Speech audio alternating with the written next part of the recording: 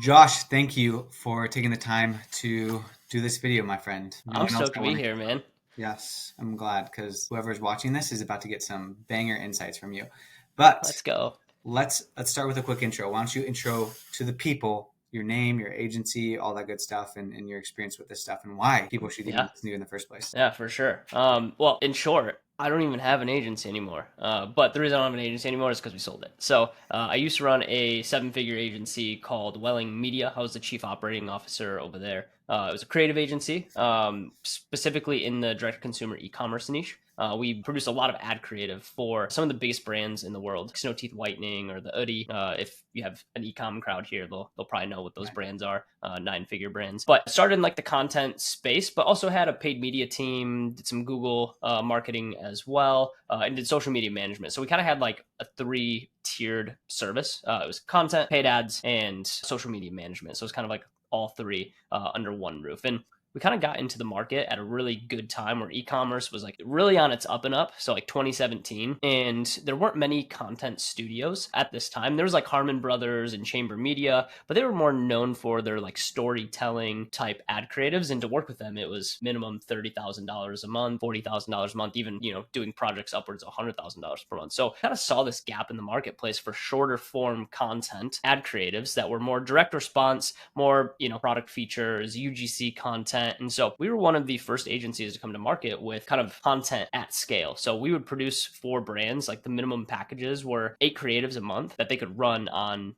Instagram, Facebook, and then we scaled that up. And some of the brands that we were working with, the algorithm was really based back then on how much can you test? Can we find the winners, iterate on the winners, and produce more of that style of content? And we were producing 60 to 70 pieces of content a week out of our studio. We had a creative staff of about 25, and then sold that company to a VC. Now I run a consulting firm that helps digital marketing agencies with operations. So it's like I took what I learned as a COO and then just kind of brought it over into helping other 6, 7, 8 figure agencies. So Yeah. that's what I'm up to now. So big fan of what you're doing, Yeah, thanks, man. and what you preach and how you preach and all that sort of stuff. What you teach and you genuinely care, which is a great thing, which I think is what's going to be most helpful for people listening today. So, first question would be: let's just say I'm an agency getting going. Maybe I'm a video agency or a creative agency. What is it that I need to do to hit that first 10K a month, the infamous 10K a Yeah. month? Like what do I need to be doing in order to get Yeah, I'm probably going to give an answer that potentially not a lot of people would give. And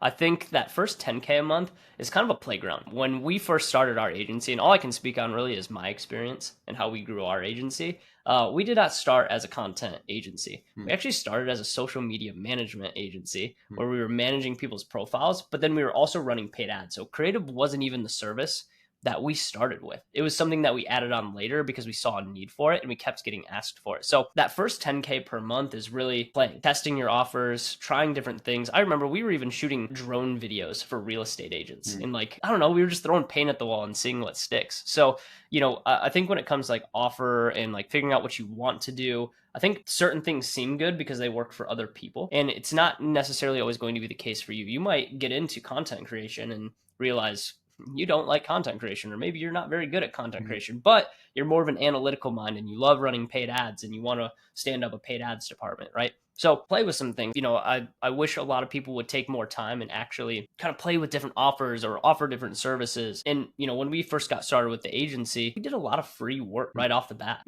Like we were just trying to figure out what worked and figure out how to get clients results, because chances are if you haven't generated your first 10K yet, you probably haven't delivered many results for clients yet. Hmm. So you kind of have to prove out the concepts of what your offer is. And sometimes that means working for free and doing like a free 30-day, 90-day trial. Sometimes we would do that and just trying to get traction with something, proving out a result and using those initial results to build your first case studies. Once you have your first case studies, then you can start telling people, hey, this is a system that's proven to work if we follow these frameworks. And then that's where you can really start to get more traction with the other referrals that you're probably bringing in at that time. That's what I would probably recommend, starting up some extra lead generation. But the first couple are probably going to be free, especially if you don't have a lot of experience. So that's kind of what I would say. Sorry. I 100% agree with you. Even from the operator, the goat of operations says, do not build your whole operation before you go out and sell it. The first 0 to 10K is a playground.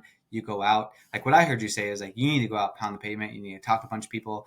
You need to get your offers in front of people. You need to test. You need to refine your skill set, and then that will start to form your offer. That's super good, man. Yeah, exactly. And we started really local too, just Mhm. to add a little extra to that. Like we started with a lot of local businesses, our connections, friends and families businesses, Yep. stuff like that. So that's like the best like fishing grounds to just start trying stuff. That's how we started, and I know a lot of my friends that are in the agency space, they also started that way. Yeah. So yeah, just use it as a playground. Don't be too serious about results immediately. I know, a lot of some people listening to this are like, hey, like I need cash in the door. Yeah. That might change the scenario a little bit. But for us, like, we were moonlighting at the same time. So, like, we were working other jobs when we started the agency. I was working in the fitness field and then managing social media accounts 4 or 5 hours a day when I got home from the gym. So, it's like, try to take that approach to it. I think, Gary Vayner, pretty much every entrepreneur has talked about this of like, cool, like, do your day job and then you have an extra 8 hours to do the business that you're trying to start. It's like, Yeah. yeah, that model does work for a reason because you can pay yourself still with something else while you're building on the back half. Yeah. Facts. Okay. So let's just say I'm at that 10K month, maybe like floating around 10 to 15K, whatever that could be. And I want to get to that $50,000 per month mark now inside of my agency. What are the most important steps, or what is the most important step to get to that $50,000 per month mark? Yeah, so really it's standing up some sort of lead generation system. So chances are if you're at like 10K, 15K, 20K per month, it's usually not by accident. Normally you have a system with some proven results behind it, right? Like that's why we say playground first, Mm-hmm. figure out some results, and then start to scale it from there. So with that being said, you just have to pick whatever lead gen method that you really want to start running with. A lot of people start with cold outbound because it's low resource. It just takes time. So it doesn't take a lot of money to start. And, for that, it's really a what I would consider bottom of funnel activity, meaning that you're talking to a lot of what we consider like sales qualified leads because there's not much nurturing. Normally in cold outbound, it's you're going in for an ask pretty quickly. You're trying to get someone across the line, which means when in a cold outbound scenario, it's almost like you're trying to gamble a little bit. It's like kind of playing the lottery where you're trying to land in the right inbox at the right time with someone that has the exact problem that you solve and hoping that they're not working with someone already.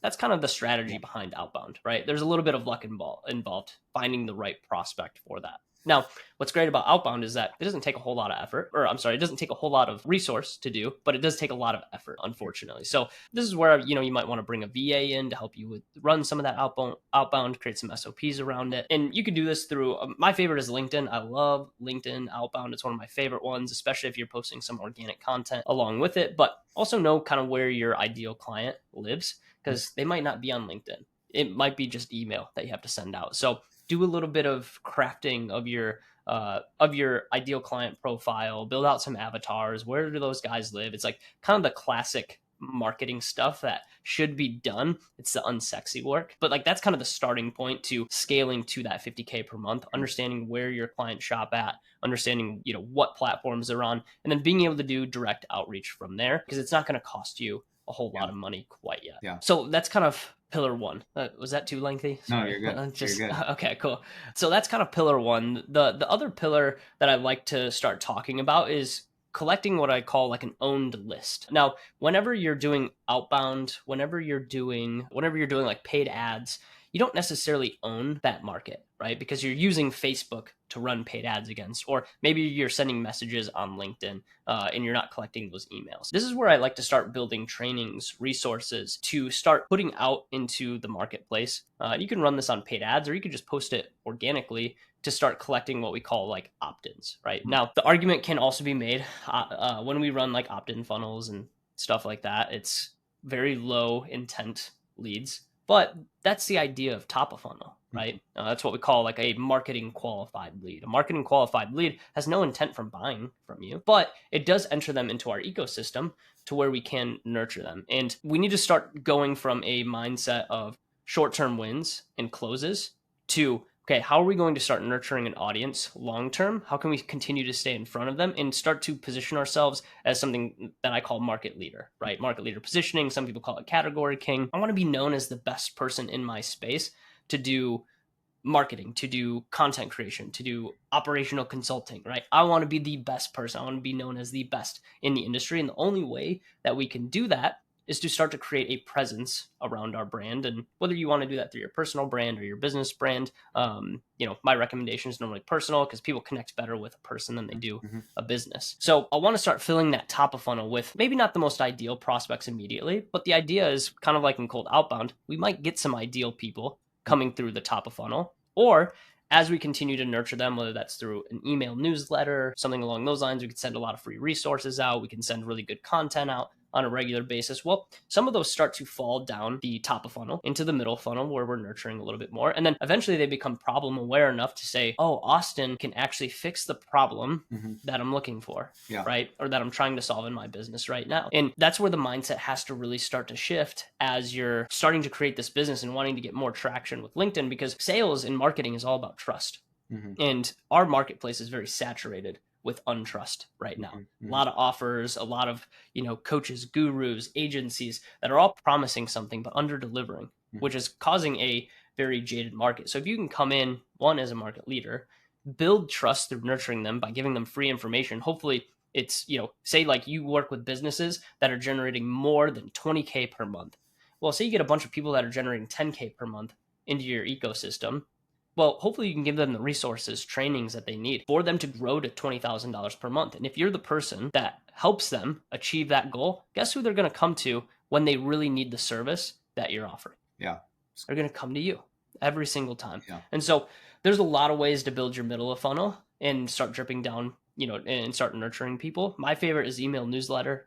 We run an email newsletter. We send, I think, every other week to our newsletter. We're ramping up to where we can start sending once a week to our newsletter. But easy pickups, an easy way to nurture people, stay top of mind with them. And in my opinion, it's one of the best ways to see that consistent growth. Eventually, yeah, you can stack in some paid ads, but paid ads is an investment. And I think there's better ways to get a return on your investment, early stage agency, like before 50K a month, than running paid ads. Because you're going to have to invest a little bit to learn the algorithm, to learn what's working on the paid ads, because you'll spend some money on some stuff that's not working as well. So that's normally the last piece of the puzzle to add in. So to kind of bring it full picture for the audience here, if you're sitting at like that past 10K per month mark, start to create assets for yourself. Start to turn your case studies into resources and trainings, and try to create organic content, send out newsletters, try to get people into your ecosystem, because the more people we can bring in, the higher likelihood that a few of them will become qualified leads for us and eventually close. Yeah, that's good. So pretty much focus is lead gen, but not just continue to do what you're doing, but have more strategy behind the lead gen for the bottom, top, and middle of funnel. Start to look at yourself as a thought leader, become more known. And that's how you will build a long-term sustainable business is what I hear you saying, to scale, and not only just scale, but like sustain it and have clients long-term that trust you and see you as something that's good, man. As far as like reinvesting back into your business, let's just say I'm at 50K ish right now. Like what should I be doing to reinvest into my business to get to that next level? Yeah. Such a great question. And man, there's so many different avenues that you can go in. A lot of it will revolve around the weaknesses of the business currently. But what I will say, and to keep the business and hedge against turbulent months, cash reserves first and foremost, always. Our goal is to always have at a minimum 3 months cash reserves in the bank. So say you collect $0, which is such a worst case scenario. Like very rarely, especially if you're running an agency, most run on some sort of recurring revenue system. You're landing clients usually at least once a month, something along those lines. So there should be new revenue coming in. But let's say worst case scenario, you get $0 in, you'll have 3 months runway to figure things out, to use that cash if needed to reinvest back into the business. So when it comes to reinvesting back into the business, the best investment you can make is starting to create some sort of slush fund or rainy day fund that you can stack away. And one, it's going to bring a lot of clarity, but also it's going to bring your stress levels way down, not having to go month to month on your operating expenses, thinking, can I make payroll this month? Can I even pay myself this month? And, for our company, Hydra, we run 6-month operating expenses in the bank at all times. Some people will say too safe. That's okay. I know I can last half a year making $0 and I can still pay all of my team. I can still have all my operating expenses in place, and I can still pay myself my salary. So with that being said, like that's the first thing. And I think a lot of people will be like, oh, I'm going to jump into a mastermind. I'm going to go dump this into paid ads. Great strategies. But make sure you have at least a safety net. And it also depends on your risk tolerance. So if you have a higher risk tolerance, hey, hats off to you, go for it. Yeah. You know, go for the scale and do your thing. Just know it comes with risk, Yeah. right? And for me, I've built the risky agency before, and I just wasn't willing to do it again because I lost a lot of sleep. I was really stressed out. I lost all my hair, Oh my God. you know? It wasn't worth it. It wasn't worth it, you know? So with that being said, like that's the first investment I'm making. After that, it becomes very clear where you should invest next because you do have a safety net behind you. Yeah, it's good. So what I heard is have that 3 to 6 month safety net. That's number one. So invest back into your savings account. And the second thing, invest into your weaknesses, whether that's a mastermind or like what you said, it's very clear. And I think what would be very clear is like where your weakness is in the business. Okay. So let's just say I'm at 50K and I'm trying to grow and scale and get to the next level and double again and get to that 100K mark. Like what is it going to take to get from that $50,000 per month mark to $100,000 per month mark? Yeah. I mean, once again, a lot of different routes you can take. What I will say is like for our consulting business and our agency, we never ran ads for our agency. Grew it to over 300K per month. For our consulting business, we're well over 100K per month in our consulting business now. And we just started running paid ads. So with that being said, you know, I think a lot of people's knee-jerk reaction is, okay, like the next level is paid ads. It doesn't necessarily have to be if the retention is really good. So for me, I'm looking at building up supporting staff and not necessarily like hiring is always going to be the next thing, but I'm trying at 50K. This was very specifically for me of I'm going to try and remove myself from the fulfillment of the day to day and try to work on more of like what we consider like the high leverage activities.